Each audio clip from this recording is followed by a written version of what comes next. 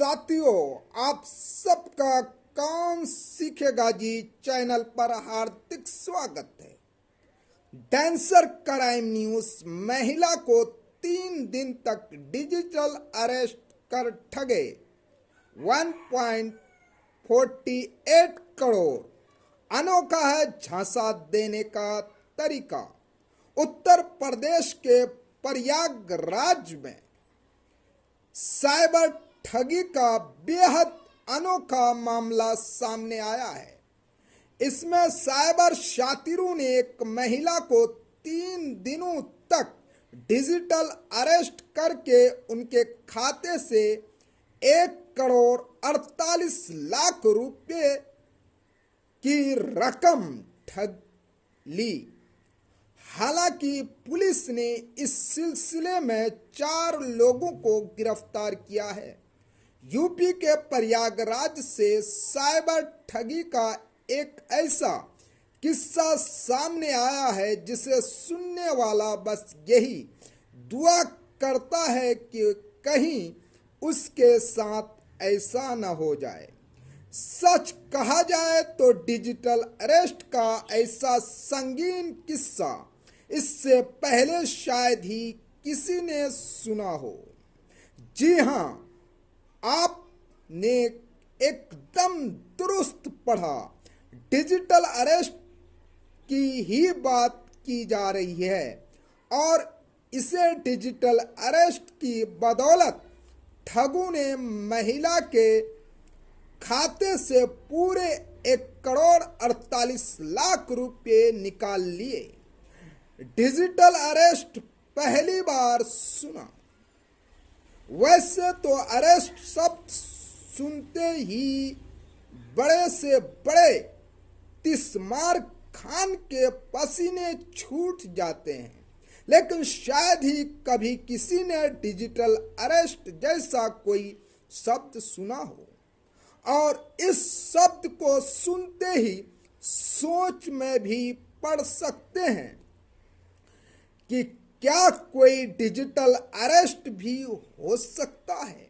लेकिन हाँ, ऐसा हो सकता है क्योंकि उत्तर प्रदेश के प्रयागराज में ऐसा ही हुआ है।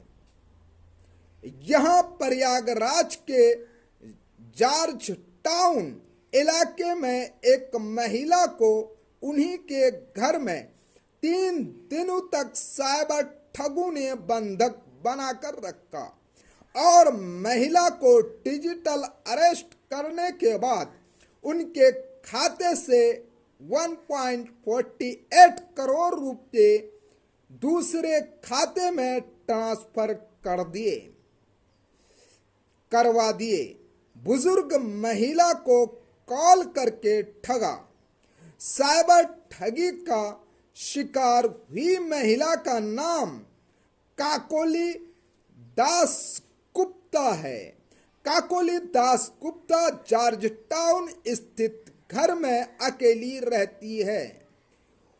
उनके पति केंद्र में अफसर थे जिनका निधन हो चुका है।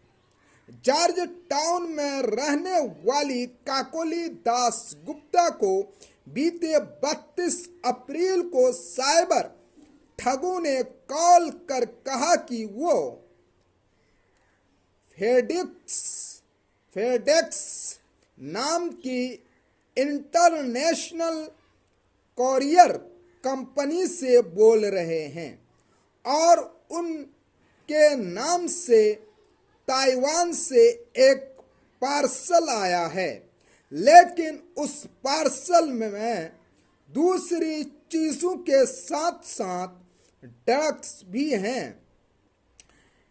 इसके बाद उस शख्स ने काकोली दास गुप्ता की बात जिस शख्स से करवाई, उसने अपना परिचय दिल्ली पुलिस के क्राइम ब्रांच के डीसीपी के तौर पर दिया।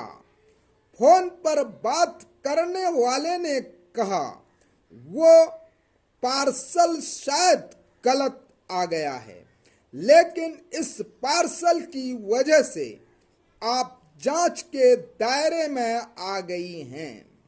पार्सल में ट्रक वाली बात कही।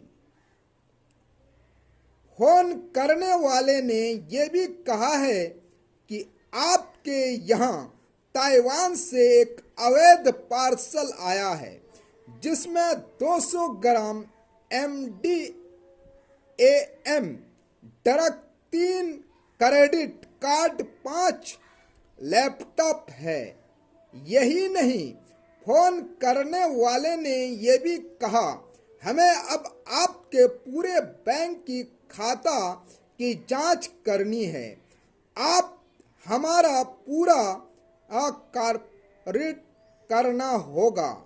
महिला के मुताबिक उसे कॉल के बाद मैं इतना डर गई कि अपने पूरे खाते का डिटेल उनको दे दिया।